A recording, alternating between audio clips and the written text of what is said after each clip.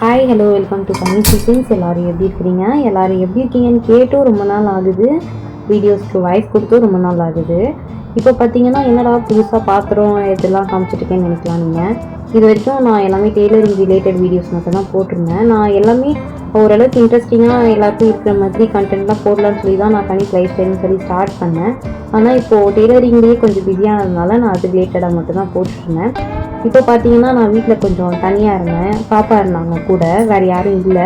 அதால் என்னால் ஸ்டிச்சிங்கும் பண்ண முடியல. சரி என்னடா பண்ணலாம் அப்படின்னு சொல்லி பார்க்கும்போது எதாவது டிஃப்ரெண்ட்டாக சமைச்சு சாப்பிட்லான்னு சொல்லிட்டு தான் நான் இதை ஸ்டார்ட் பண்ணேன். இந்த மசாலாவில் என்னென்ன இருக்குதுன்னு பார்த்தீங்கன்னா mutton masala, garam masala, chana masala, chilli powder, chaat masala.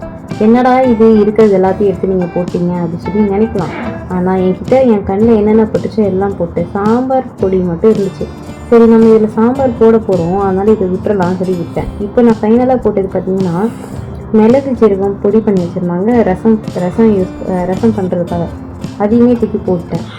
இப்படியெல்லாம் போட்டு இது மோசமாக இருக்கும் அப்படிலாம் நினச்சிடாதீங்க. உண்மையாகவே நீங்கள் என்னை டெஸ்ட் பண்ணணும்னு நினச்சிங்கன்னா இதை நீங்கள் அப்படியே எல்லாத்தையும் போட்டு செஞ்சு பாருங்கள். நிஜமாகவே சூப்பராக இருக்கும்.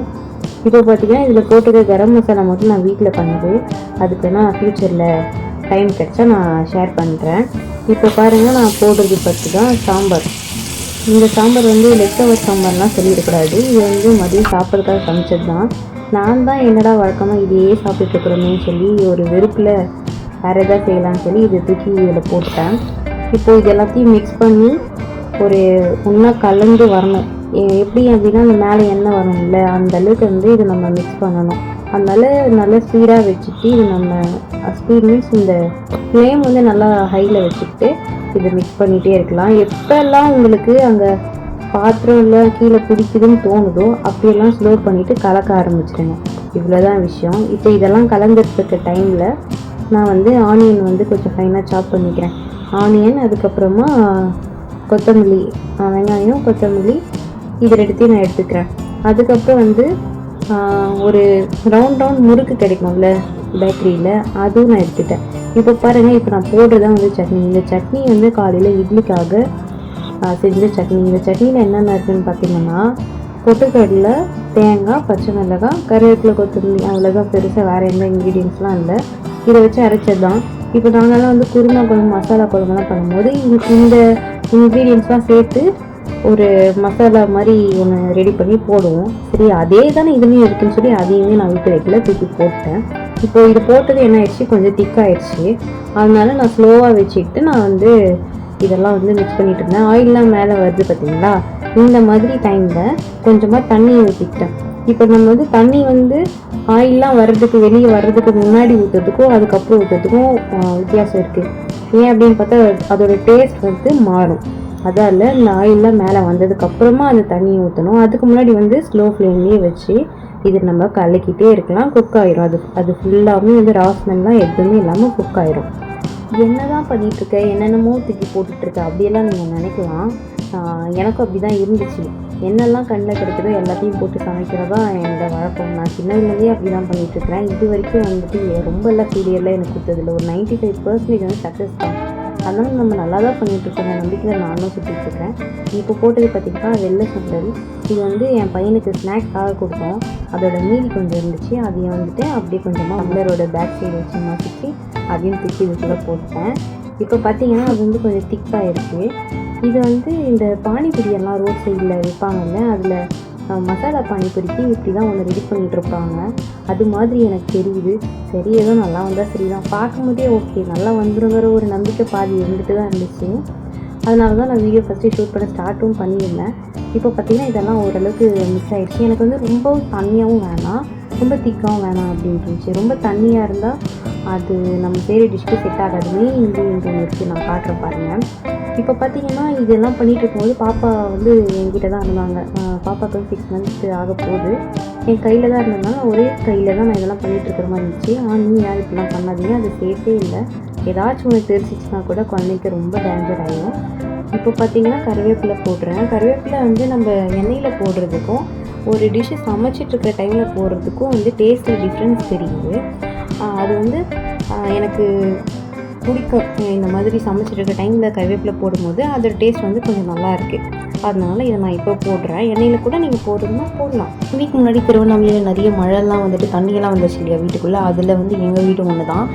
தண்ணியெல்லாம் வீட்டுக்குள்ளே வந்ததுனால டெய்லரிங் எதுவும் பண்ண முடியல. அந்த மிஷின் கிட்ட இருக்கிற எல்லாமே வந்து கொஞ்சம் கொலாப்ஸ் ஆயிடுச்சு. அதெல்லாம் எடுத்து அரேஞ்ச் பண்ணுறதுக்கு லேட் ஆயிடுச்சா, அதனால தான் கொஞ்சம் சமையல்குள்ளேயும் இறங்கிட்டேன். தனியாகவும் இருந்தது ஒரு காரணம் தான்.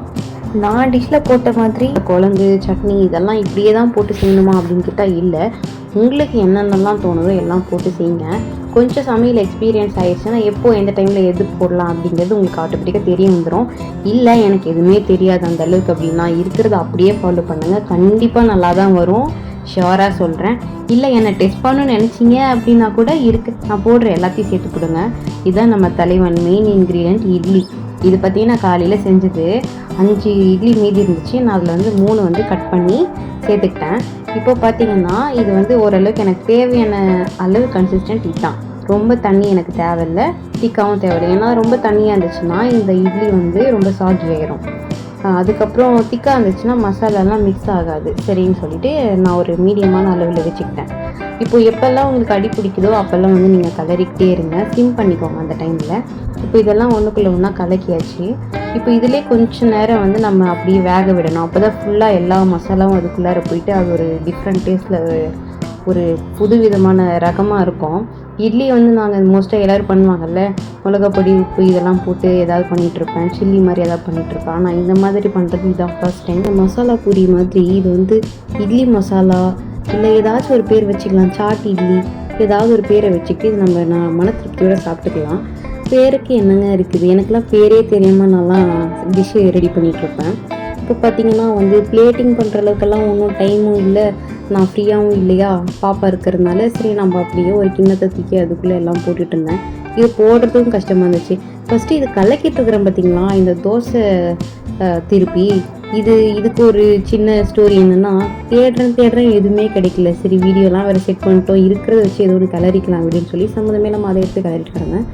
இப்போ பார்த்திங்கன்னா அப்படியே எடுத்து கொட்ட ஆரம்பிச்சிட்டேன். இதுக்கு இன்னும் வேலைக்கு ஆகாது, இப்படியே கிளறிட்டு இருந்தான்னு சொல்லி தெரிஞ்சிருச்சு. அப்படியே எடுத்து கொட்டி வச்சுட்டேன். அப்புறமும் அதில் கொஞ்சம் மசாலா இருந்துச்சு. சரி அது நம்ம பாப்பாலாம் வச்சுட்டு அதுக்கப்புறமா எடுத்து வேணால் நம்ம சாப்பிட்டுக்கலாம் சொல்லி விட்டுட்டேன். இப்போ பார்த்திங்கன்னா இதில் நம்ம ஆனியன்லாம் போடணும்.